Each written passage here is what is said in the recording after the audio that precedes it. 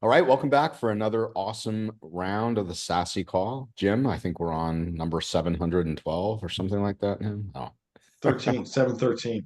713.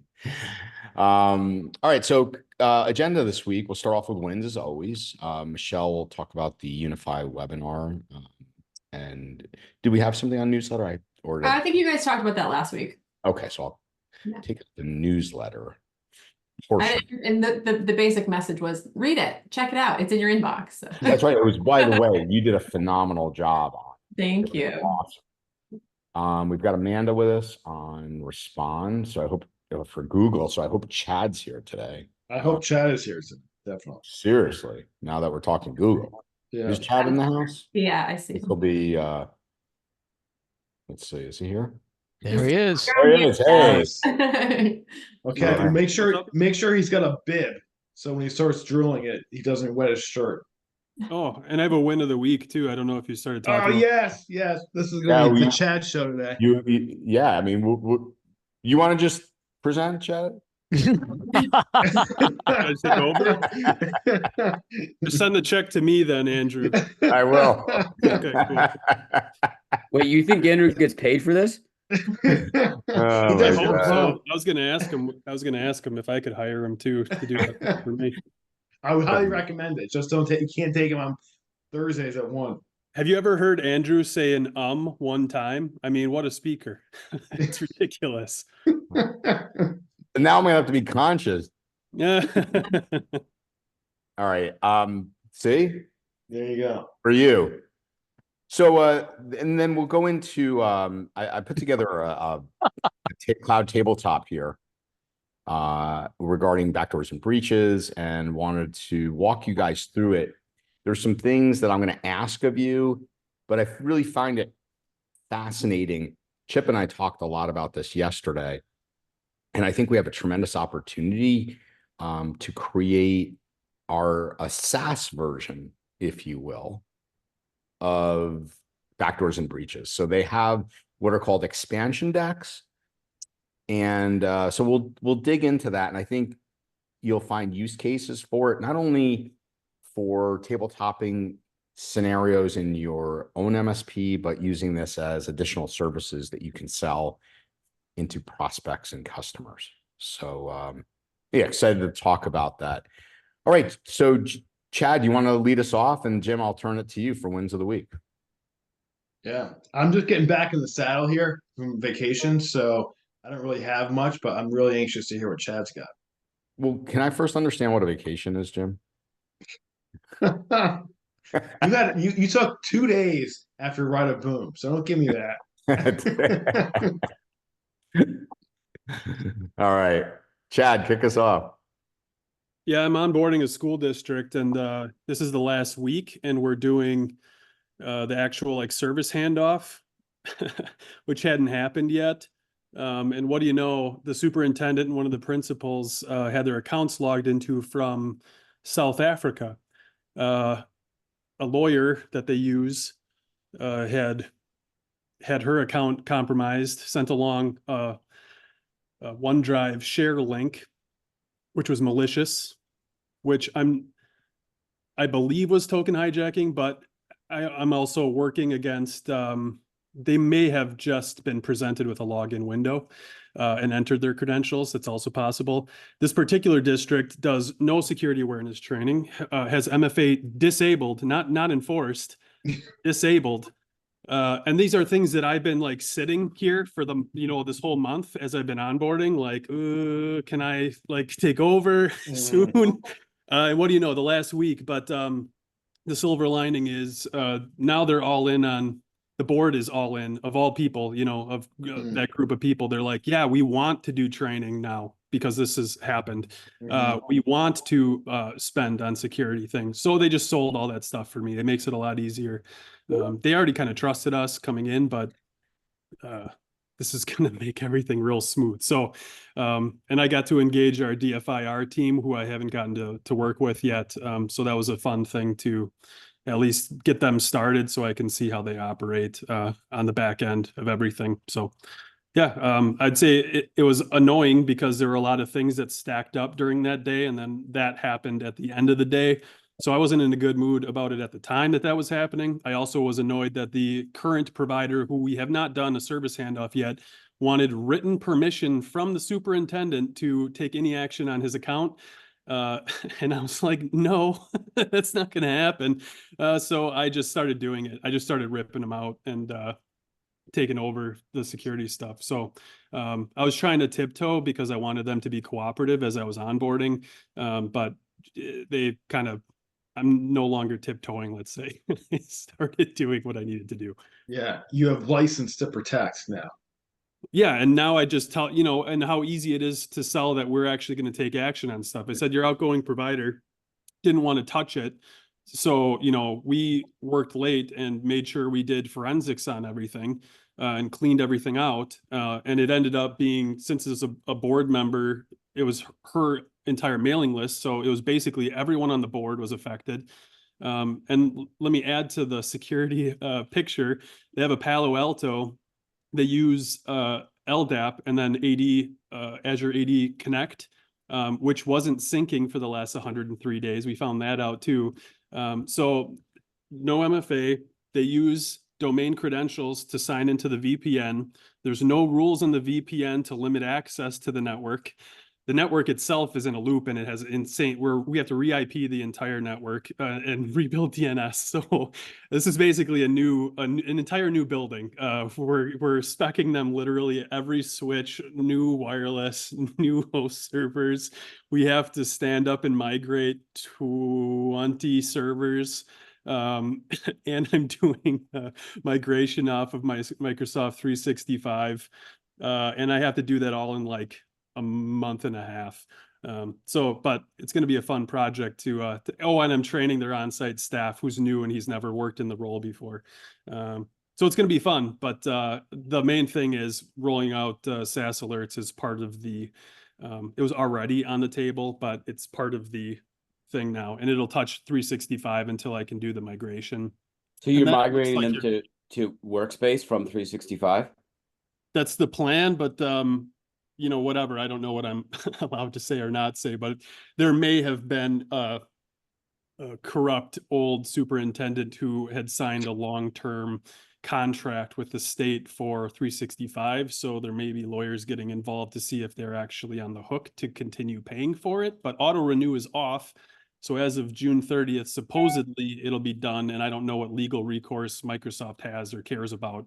This isn't like, a 10,000, 20, 30, 40, 50,000 person account for them. So I don't know if they would care or chase after us or not. But the plan is to migrate them to Google because right now they have staff split between two IDPs and productivity suites. So they can't even use the global address book properly because they can't find people. They don't know which thing people are under. And they're doing a hybrid email thing where emails get sent to both accounts, their Google and their Microsoft account. This is why it's a rip and replace. It's literally about it's definitely as bad as I've ever seen. So, but that's why they called us in. So we are going to kick ass. And in one summer, I think things are going to change. Like they're asking the staff themselves have an interesting outlook. Like, can I make copies when the network is down is a question I got in a survey. Because I sent out an all staff survey to get, the lay of the land. And I was like, well, why aren't we focused on the network being operational? Why are you worrying about making, you know what I mean? Like they're so copies, like photocopies or copies? Yeah, on a copier. They use paper cut, which requires them to authenticate to the network to pick up prints. Follow me, print queue, virtual print queue. But they're thinking of the wrong things. So they've accepted that like a network outage every month or so is normal. These are things that haven't been the case for 20 years. So it's going to be win after win. It's all uphill from here. But my win, I guess, is that selling security and compliance tools are not going to be difficult, and that will include Saas Alerts. So I'll be onboarding them probably this afternoon. So Chad, what I'm hearing is work with a client who just was hacked or had a security incident that you could help catch him carry, right? Yeah, well, and I also reached out to that lawyer and I'm helping her too. Not for me to do the forensics, but certainly to leverage our IR team that we have on the back end. But she doesn't have cybersecurity insurance. That was my first question because I didn't want her claims to be denied. I explained kind of how that process works. She said, I would like to get it now. With the attorney you're talking about? Yeah, she doesn't have. Oh my gosh. Yeah. Chad, I guess maybe I'm slow today. So you mentioned it's a school district. Can you help us understand at least me understand the attorney piece? Is she on the board? She's Like, on the where- board. Yeah. Sorry if I didn't say that. Okay. Okay. Her daily life is she's an attorney. She's a contract lawyer. Yeah, and that's how she was able to send the email. The outgoing provider uses Barracuda email filter, but she's a trusted sender because she sent emails to them before. But was it her school board email address or is it Nope, her business one. But she's a Okay. trusted sender because she's used that before with people in the district, including the board. So the board and like the principals were basically the people affected that received the email. Got it. So she was client or whatever. She was patient zero, if you will. She's the one that got compromised. She got it from opposing counsel, actually. Wow. Oh, Interesting. man. Yeah, so she was expecting to get something from them, and she clicked on it, and then she said, "Stupid me, I entered my credentials." And then she kind of explained what she was able to find, and she has M365 through GoDaddy, so she can't even get all the logs. So now she has to defederate first and then get access to, and she's a lawyer, so she said, "Don't worry, I'll be engaging GoDaddy in some way, shape, or form because she's going to claim that it's a deficient product. She doesn't have full access to all of the tools that would come with the license level." I don't know how that's going to play out, but So Chad, I'm gonna hit pause on you right there. I got a couple comments, but you just made a very interesting comment that she has 365 through GoDaddy and she can't get all the logs. So for anyone on this call that doesn't know this, I'm bringing it up because we rarely get an opportunity to talk about it in context. AppRiver, GoDaddy, a couple of the other, so I don't even know what you'd call them, aggregated resellers of 365. They're selling a licensed version of 365 that is even below what we all would all consider business basic. And we see this from time to time with new connections and Saas Alerts that there's a lot of information that we would normally get even for a business basic customer that we can't get for those kinds of licensees. So Microsoft, whatever deal they have with them, they're selling something that doesn't allow for even typical permissions for a 365 account, which kind of makes sense because you're paying like $2.99 a month for 365 access with an email with an inbox, which is sort of ridiculous. The other thing, and I see your hand up, Enrique. The other thing is, I have one piece of advice for you, Chad. If you want to really make this a win-win, huge win, start making a daily blog of everything that you're doing. Just write this up like a novel. Yeah, I actually have a detailed everything that I'm doing is detailed down to like I did this task. Now it's a narrative document, and this but is even the why, like the whole story around this could be Sure. very, very interesting and useful. It's going to be a case study for me and my business partner. Exactly. And then it's going to be processized too for our onboarding because these are things that have come up and the timing that they've come up that we didn't account for. So it's going to be built into our processes to check for some of this stuff up front. So like existing long-term contracts from disgruntled employees that, that signed it behind closed doors. Those are things I didn't expect to find along the way. So we've had a ton of road bumps. It's been a good learning experience in terms of uncovering just how bad things can get. Yeah. I think Enrique had some advice to offer. Well, have you tried? We have one customer on GoDaddy on Saas Alerts. Have you tried if you add through your subscription a P1, P2 license to the users? She's not a client of mine. I don't manage anything to do with her. I just was going to help her with some general advice. And I said I can point her in the general right direction for getting cybersecurity insurance. But I said I can't legally, do anything with that. I have to be disconnected from it. Yeah, I think when you add the P license, you do get the visibility. I'm checking right now as we speak. Okay. If we're missing anything.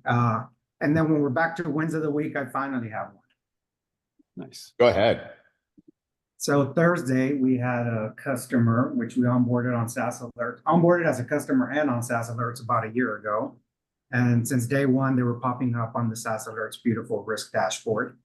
Showed them, evidenced them, told them we have to turn on MFA. There are two companies, a US and a Mexican, and they're both related. They didn't want to, and about a year later, I told them they're going to finally break in. I can't tell you when, I will tell you they will. They wouldn't listen to me, and this happened Thursday, the 23rd, a day before the owner's birthday. So that was our birthday gift to him. They broke into a guy's 365 account from South Africa, and we were able to auto remediate with Respond and block them. So that was a good win. Nice. So it's all And- MFA now. At That's that particular moment, I called the owner up because he's very picky, and he's like, do whatever you have to do. I go, well, what I have to do is block everyone's account, drop everyone's token, and change all the passwords. He goes, they're a trucking company. He goes, I don't care. We don't move a shipment tomorrow. You do whatever you have to do, because it was at 6 p.m. So man, it's fun to hit that little button and drop everyone. Turned on MFA, got everything going. So funny thing is, 1 year we didn't do anything on MFA, and about 2 hours we had everyone on MFA. One of the companies, and then the other one, we're about halfway through it. So yeah, that was an interesting one. Yeah, That's awesome. Great That's stuff, great. Enrique. Enrique, did you use Fortify to set their global policy for MFA by any chance? I did. I had already been using Fortify on all our tenants for different policies. Sometimes I hit the wrong one, then I have to go hit reverse. You learn the hard way about some of them, but yes, I did. And obviously we already had MFA on Azure Portal, admin, just not on all users. And then forced registration and all that. But yeah, we got everybody up and running really quickly. Nice. Good By stuff. July, I'll have every 100% of my customers on MFA via conditional access policy. Good for you. Congrats. That's awesome. I think Andy has a question.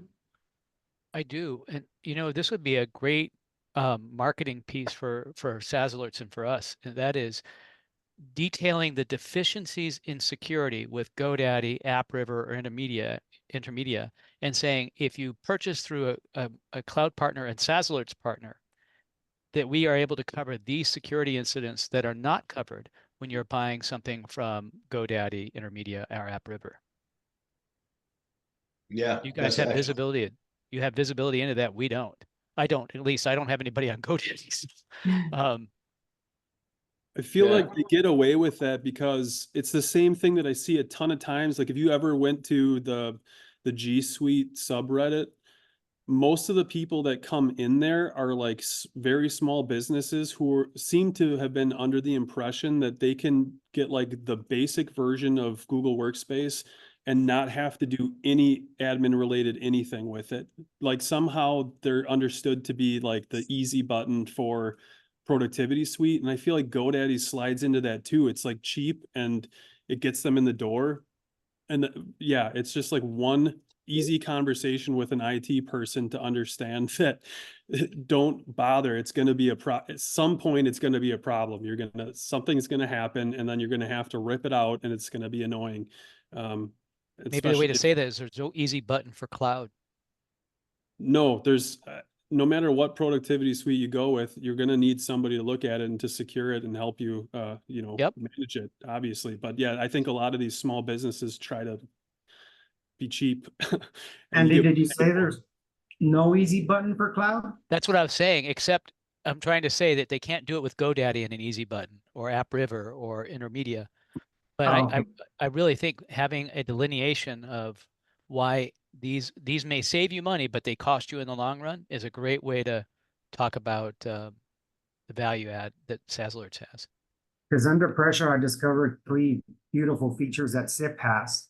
And I was able to, they have like a whole mailbox breached and it starts pulling a whole bunch of different reports and it even disables inbox rules and things like that. So I also learned. So it was a great Thursday. Good for you. All right, Jim, do we have others? Do we? Let's see. Anyone else? I think we can probably get into the rest of the agenda. So Right. we had a win actually. Oh. We had some malicious an account get compromised from Russia, and was able to block it and trace what they've done and what emails they were able to send before it actually got fully blocked. So it was a good win. Oh, nice. Good stuff. Thanks, Eric. Yep. Eric, how long did it take? Like, how long were they? Could you tell how long they were in, approximately what they got to do, give or take, based on logs? You know, my team did the whole tracing and forensic on it. I just got the report on it this morning, so I'm not fully up to speed on all the details of it, but I just know it was a good win for us. That's awesome. Yeah. Awesome. What the Definitely. client say? Client was very grateful, and you know, they got several of their employees got malicious emails asking them to log into their Microsoft account and also their Google Workspace account and their Dropbox account. It's like, come on, guys, can we please consolidate some of this stuff? But they're dragging their heels on it. But they're paying for SaaS monitoring on every single one of those accounts. And you charge by application, Eric? We charge by account. Yeah. Okay. So, well, I mean, account by application. So they're Yeah. paying triple for every one of their 50 users. Well, Eric, good for you. Eric, can I put you on the spot? It's more just curiosity. It could be Sure. anybody on the call that went through this. So the user, I guess it really doesn't matter, but the user that got compromised, let's just say that was a CFO, as an example, somebody in the C-suite. What's your recommendation and based on data exfil and emails that they could have gone through in terms of notification of their third party suppliers, like, hey, be on the lookout. Like, do you feel that there's any due diligence that needs to be taken into account? Right. So we immediately gave a company-wide email to say, hey, watch out, don't open these emails. And then we've got a PowerShell script that goes through all their inboxes and looks for subject line and body and deletes those emails out of people's inboxes in case they haven't gotten to their inbox yet, so they don't have a chance to click on that stuff.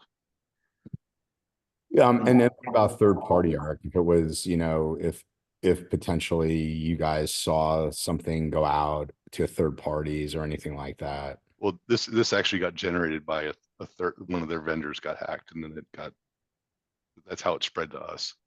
Got it. Classic business email compromise. Yeah. Eric, did you have a response set up for these guys? Yes. Okay. Right. Good stuff. Interesting. And just last thing, Eric, did the vendor say anything yet to the client? Yeah. Or yeah. They sent. What's happened? Again, I don't know all those details yet, but I know that the vendor sent the client, and our guys got a copy of their email explaining to them what happened and what to do with those emails, asking them not to open those emails. Wow. Well, congrats, Eric. Yeah, really good stuff. It's Yeah.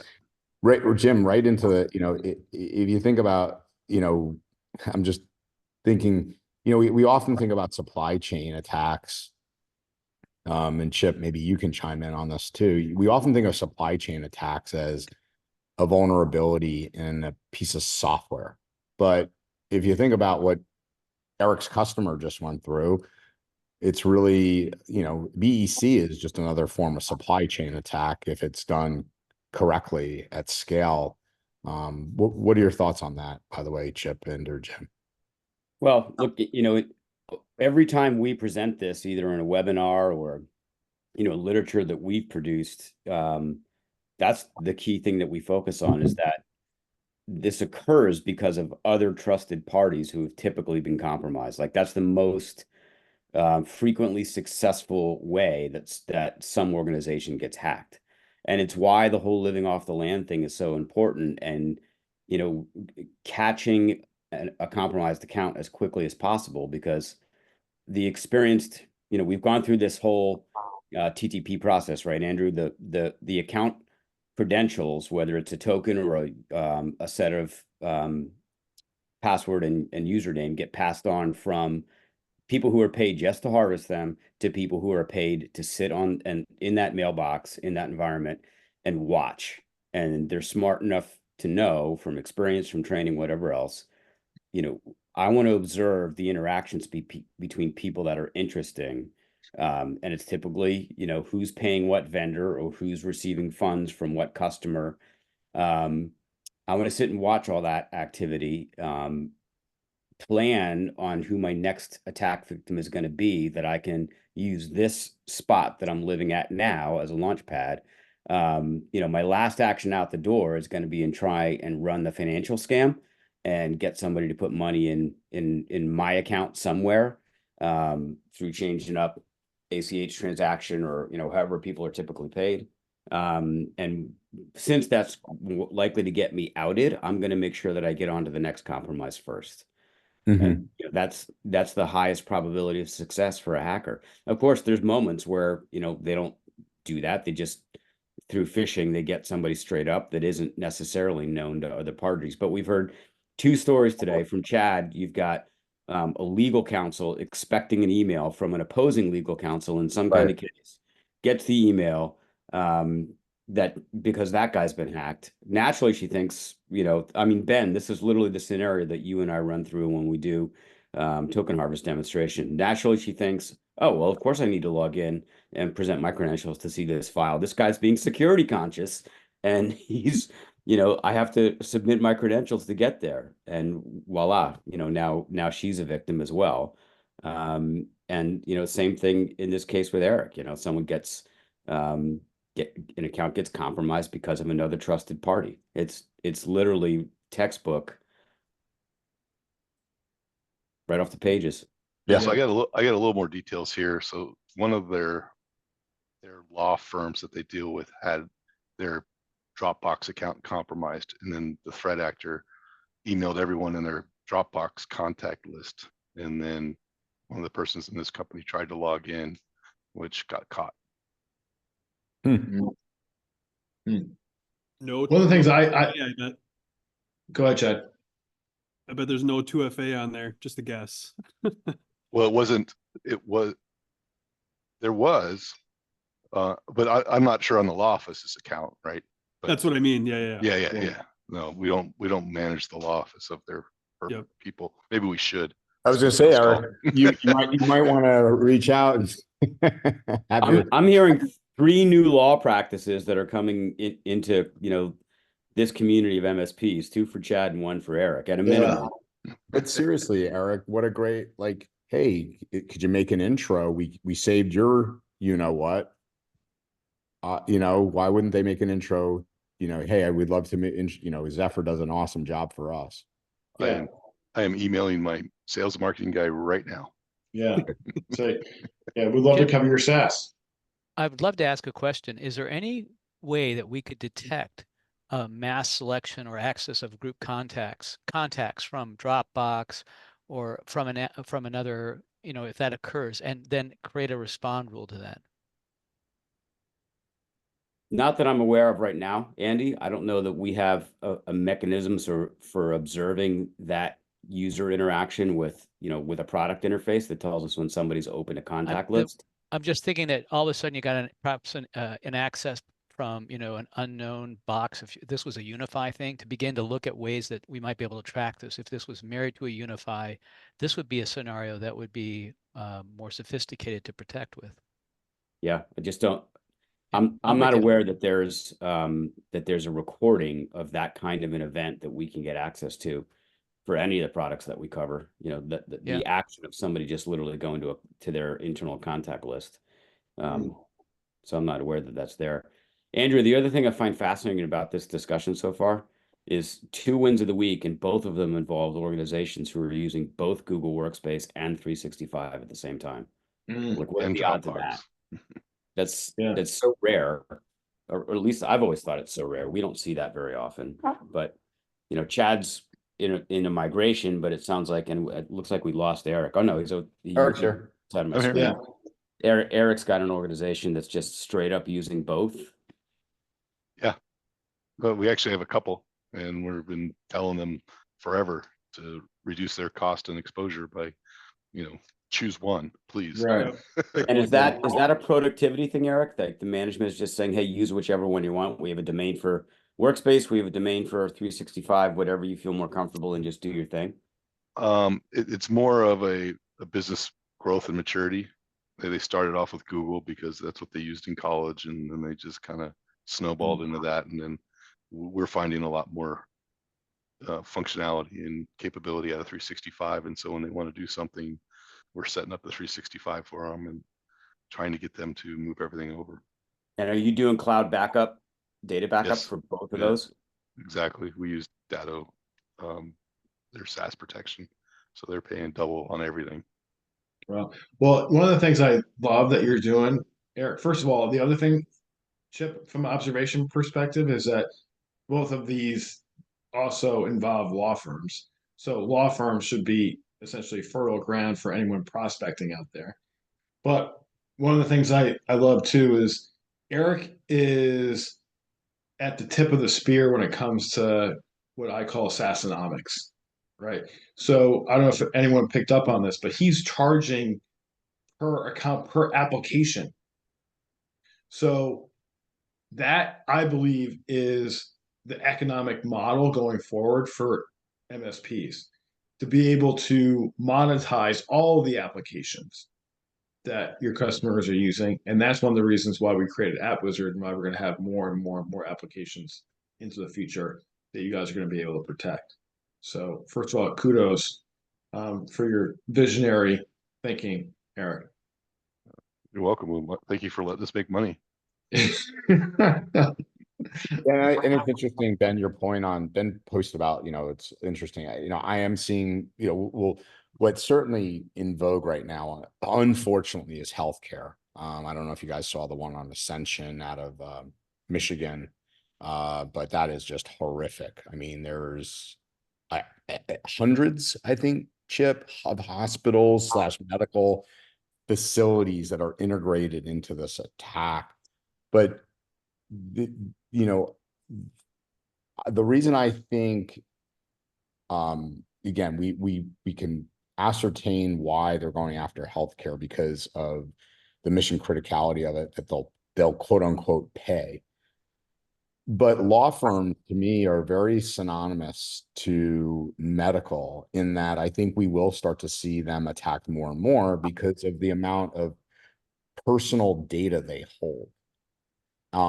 And again, if we think about the way in which the compromises are occurring, right? It's very, very predictable, right? It's credential theft or some type of identity, right? Compromise, via then data exfiltration, via extortion, right? I mean, if we were to sum it up, right, Chip, that's at the top of the food chain, what's going on.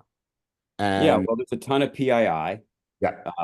And you often have a lot of financial data about the clients of law firms, which is obviously very valuable to mine for future targets that you want to go attack. My personal experience with law firms from when I was an MSP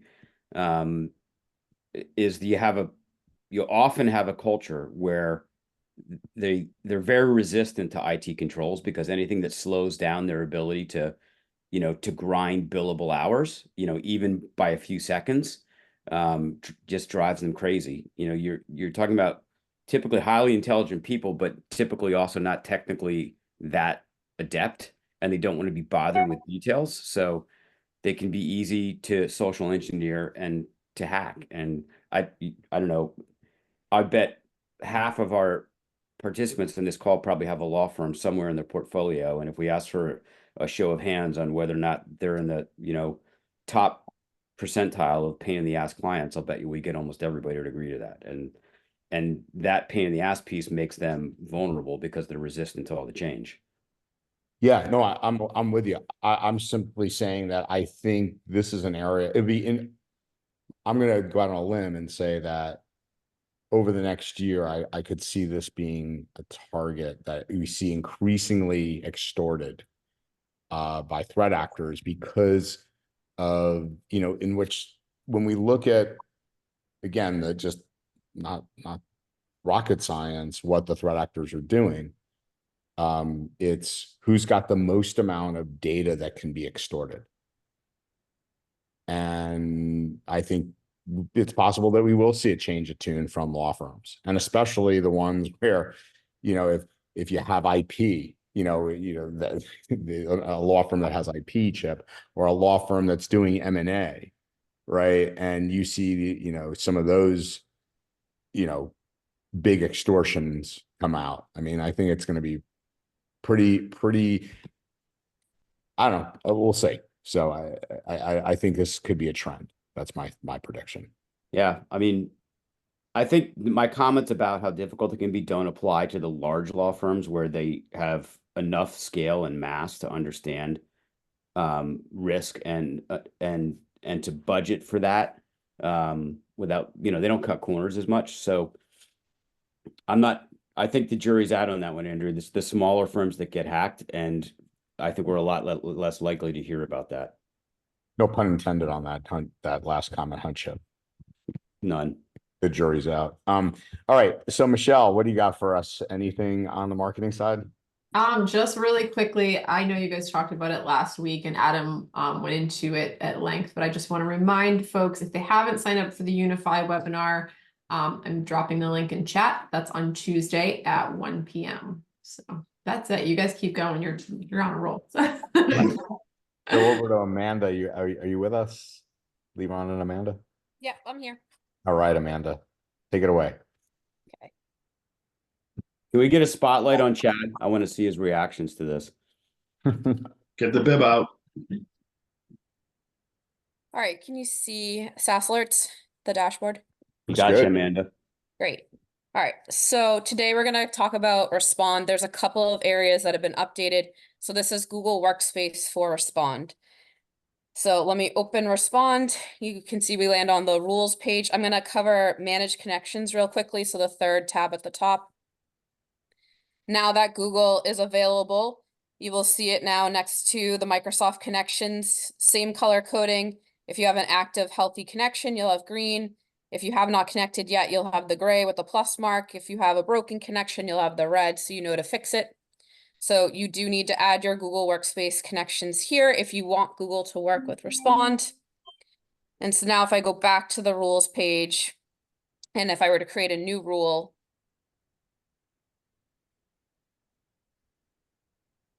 you can see when I pick event and or account, the trigger section, the very first part under application has changed. So you can see you can have it be based off of Microsoft just like it was before, but you can also add G Suite and you can make it also just optional for G Suite.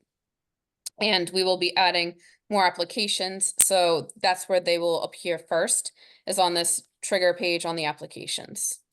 So once you've selected which applications you want Respond to run for, you would go through your organizations and your accounts just as you would before, still have that fire rule only if it's connected. Where we see the difference really in conditions, exact same. Pick your event, pick whatever combination you want. So, if I have an account lock that happens twice in 1 hour, any filters, etc., same functionality. When you drop down to the response and on the first tab actions, this is going to be where the next change has taken place. So now you have a drop down to select which application you actually want to take the action upon. And the reason that we have application on the first tab up above with the trigger and as well down here as the actions, this will become a little bit more into play when we start adding Slack and other applications where you'll have the same account across the application. But it sounds like today that there's several customers of you guys that all run Microsoft and G Suite. So this is already applicable for you today. But essentially, the account you picked on the account tab up top here, organizations and accounts, if the account matches for the various applications you pick, Respond will take that action. So if I select Microsoft and I select that I want to block the user or expire the logins, I pick all those. What I do want to call out too real quickly is do nothing has been changed to alert only. And change password has been set to force user to change password on next sign-in, because we're not actually changing the password for the user. They're prompted to do it. So we wanted to make that super clear what we're actually doing in here. So those two are the same actions. They've just been relabeled. But so for Microsoft, here are your options, you know, and you would pick whichever you want it to be. So if I want for Microsoft to block the sign-in, and I want for in Google for the passwords to be forced to be changed, you can pick the two different actions and you can pick the two different applications. And when the rule conditions are met, it'll take action on both of the applications for you.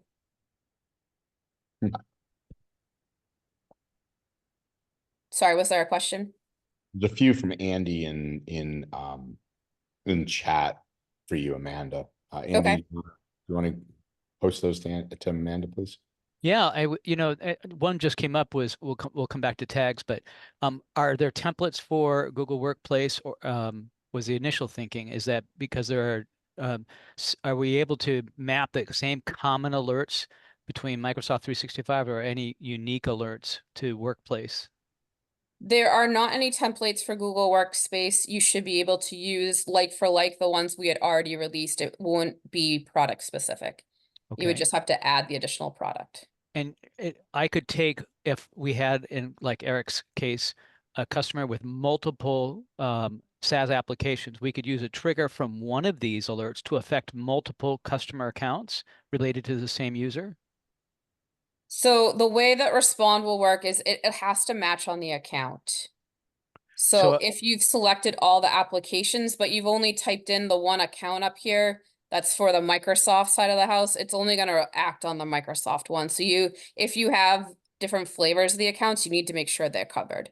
So where I was going with this is that if we had a tag associated with a customer that had, let's say, Google Workplace, Microsoft 365, and Dropbox, and we experienced a violation on any one of those apps, to be able to have respond apply this to all the tags that they have associated with this and respond. Is that something that could be entertained?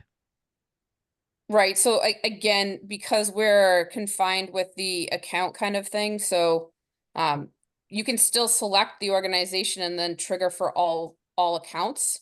You know what I mean? And hopefully you've created your account so that it'd be covered under that scenario. And so it'll do the matching across the accounts. Okay.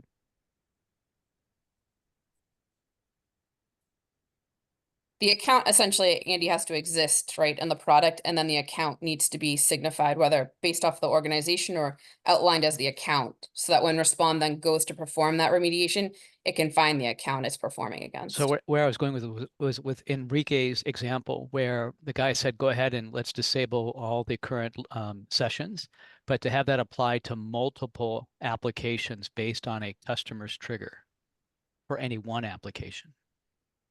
Andy, Right. I think So you have that flexibility of setting that up in here. Okay. So that's where you would pick the applications from the top, and then you would then signify your actions for each one of those, whichever ones you want them to be. But what I'm saying too is if the account isn't included in this combination of organization and account, it cannot take place, but absolutely it will perform the function across multiple products. And where my head was going is you're going to add another service, another SaaS app in, let's say, the next 90 days. I would have to go back in and retouch my respond rules to take that into account for those particular templates. I was then saying, could we find a way to tag this and say for all existing accounts potentially, or all existing apps for this particular? You'll still have to pick the action you want though. So you're going to need to come in here. So if I add, as an example, Slack, and in here you now have a third option, you would still have to say, what am I doing with that application? And we haven't evaluated those, so I can't tell you that I can actually block sign in just because I am on Microsoft. Okay. Slack might have a smaller subset and it might only be, you know, change the password or something like that. Thanks for hearing me. Mm-hmm.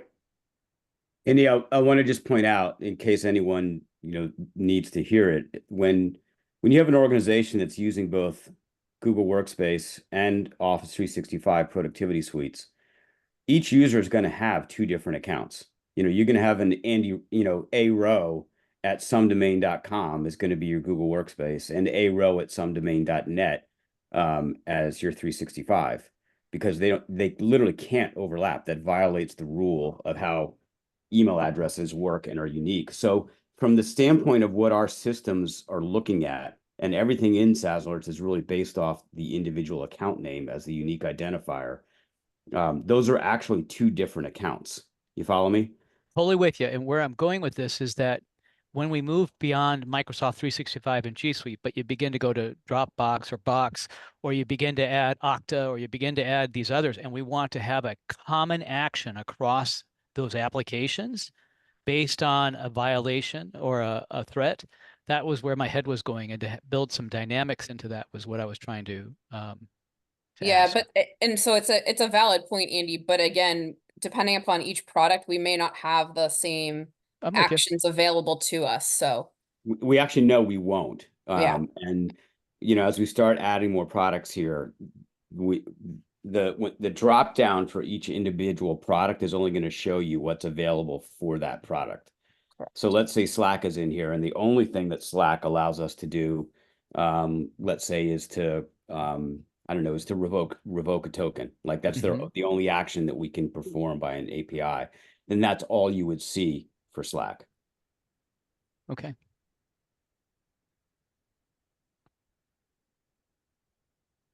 I guess, Chip, hence your request for more APIs from SaaS applications. Said differently.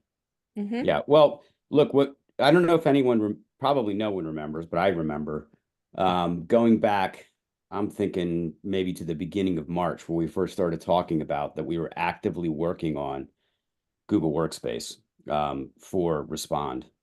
And people asked, right away, there were people have been asking us actually for quite a while, can we just get all of the apps that are currently covered, everything, in Respond, even if there's no action that can be taken? That way we can write custom rules, because what a Respond rule is in effect, is a multi-rule aggregation that's looking at a bunch of different things. It can look at any chain of events that our partners dream up. And we have some partners that have dreamed up incredibly complicated chains of events to alert them to something. So that'll be the next thing that we see, is we're going to introduce very quickly the rest of the apps that we already cover with no actions to be taken. We had to get this out of the gate before we could move to that step. So you'll be able to customize your rules, create custom rules now for any application in the set. And in the beginning, most of them will not have actions that can be taken other than alert only, which is one of the reasons, as Amanda, can you just hit the drop down again? Which is one of the reasons we've changed the do nothing to alert only, because it does do something. It's going to create an alert at whatever severity level you set later on in the UI.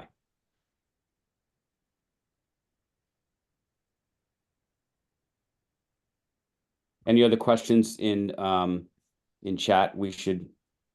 I think it looks like Ben's answering stuff as we go along.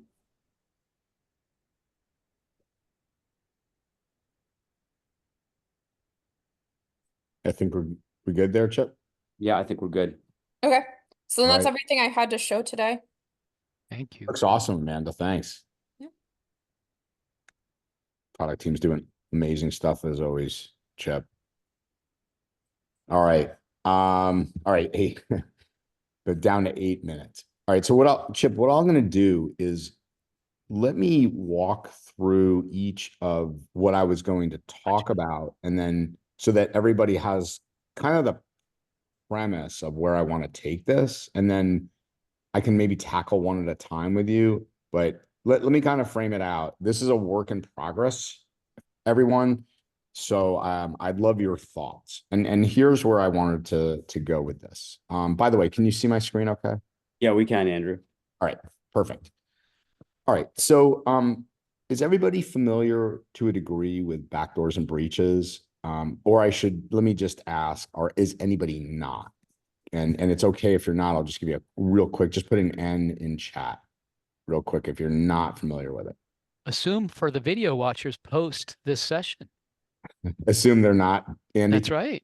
Okay, so real quick, backdoors and breaches is an incident response card game that can be played physically. There are physical cards and or virtually. You can play it online at any time.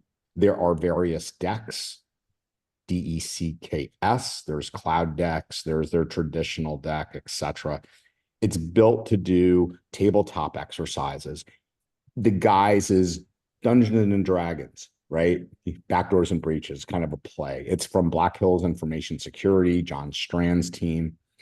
It's globally recognized. It's been actually publicized in many university papers at this point in time as a mechanism for actually teaching successfully tabletop exercises. It's phenomenal, phenomenal tool. Chip, Jim, and I have engaged with Black Hills. They're doing some stuff, and what I would like, the presupposition here is I would love to see if we could come up with scenarios, and I'm going to take this part of the recording to John Strand and team around a Saas Alerts edition of backdoors and breaches. So let me explain and the why behind it.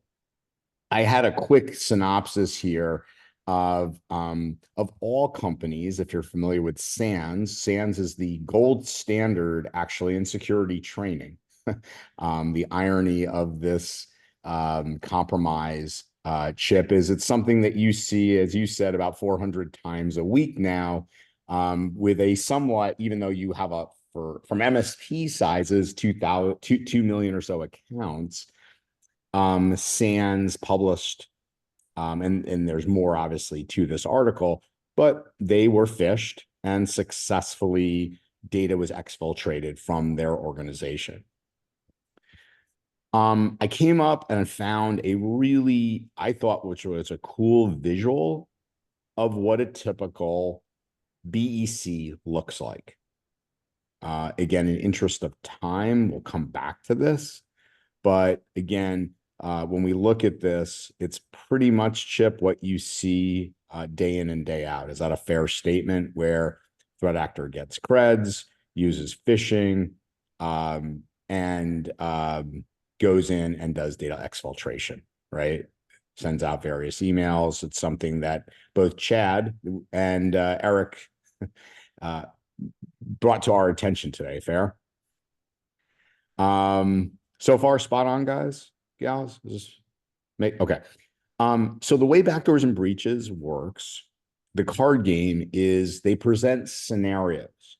Think of it as you're presented with a scenario. You have initial compromise, these 4 different categories: pivot and escalate, C2, and exfil, and then persistence. So I created what a standard BEC looks like. Now, mind you, what I did was I took the cards available in the cloud edition, and as Chip and I went through actually all the cards in the cloud edition, what we surmised, Chip, and maybe you can give me your verbiage on this, it is just that. It's a cloud edition. It's not SaaS. It's not focused around what we're really looking at, which is SaaS-based attacks. It's much more cloud-based attacks. Is that fair? It is. I mean, we were able to cobble together, from the cloud deck, sort of the anatomy of a typical account takeover compromise. But it definitely isn't focused, especially on the analysis side, and on the action to be taken side. It just definitely isn't focused on SaaS applications. It's more focused on SaaS infrastructure, the cloud deck. Yes, it went really well. So infrastructure is the really the big thing, and that's one of the big things they teach. As they're a big pen testing shop. So are you, getting your AWS infrastructure hacked? Are you getting your Azure hacked? Google, infrastructure, right, hacked?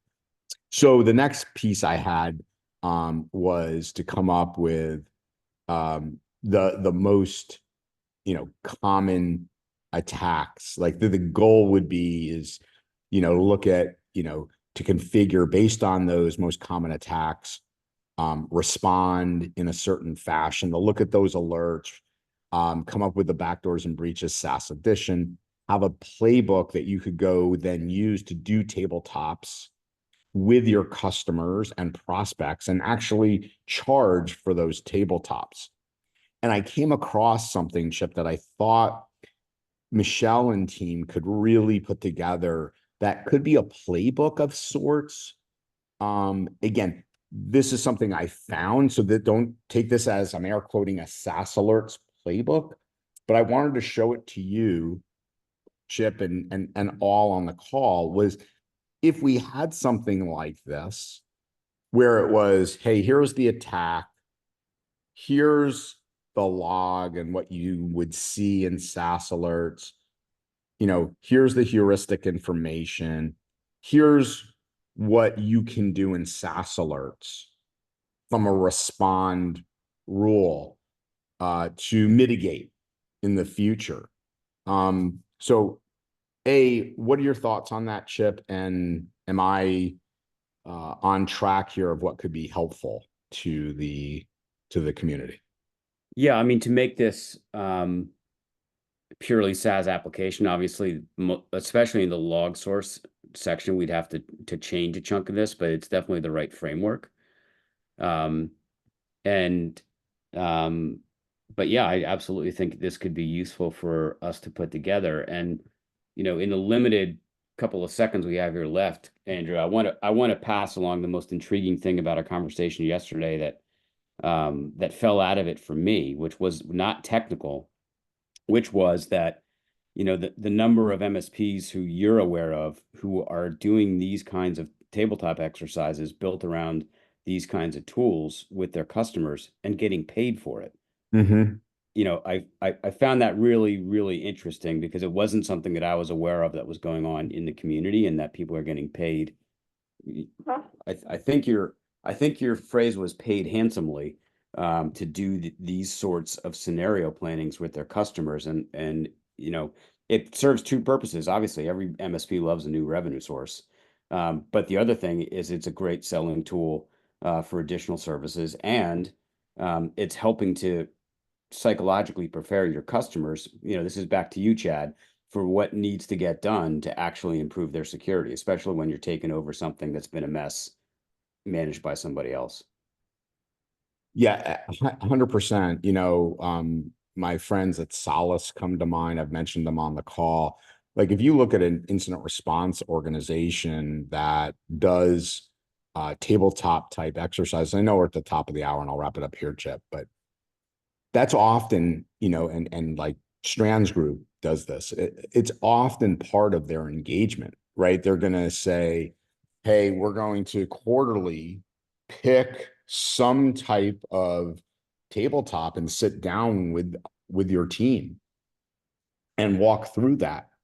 And then, the best tabletops too, again, you would first want to do this internally in your own MSP.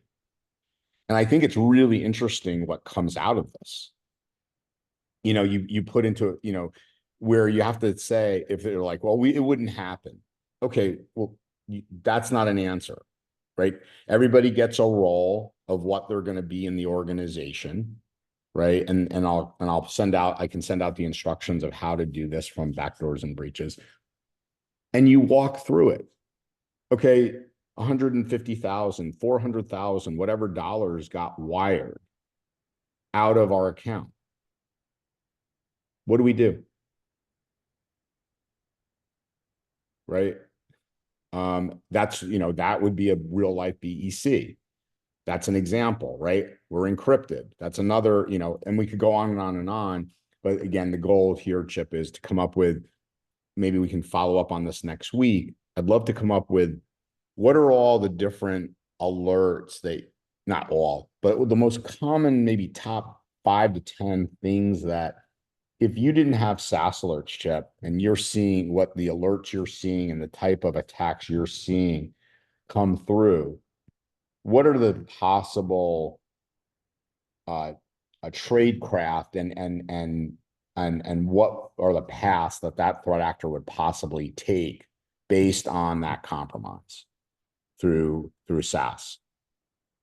Yeah, look, I certainly have my set of ideas about that. I'd love to hear from our partners about how they've evolved, particularly rules and respond, because in our ecosystem, Andrew, what you're describing is how does someone model out in their mind what an attack looks like, either based upon real world experience or having read about it elsewhere. What's the sequence of events that indicates you have a compromised account?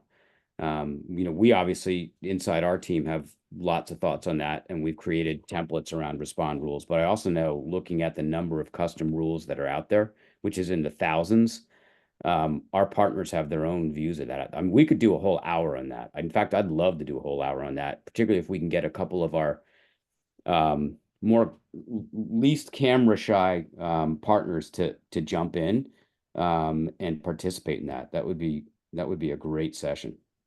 Okay, well, let's, if you and I will talk offline and let's see if we can make that happen potentially next week if we don't have anything major. So, okay. Awesome. All right. Thanks for a great call. Chad, Thanks, good luck. everybody. Have a fantastic week. Bye, guys. Go get some Bye. wins. Let's have a you, call full guys. of wins next week. Let me turn off MFA. See you all next week. Yeah, Thank don't you. do that. Bye. Bye, everybody. Do it.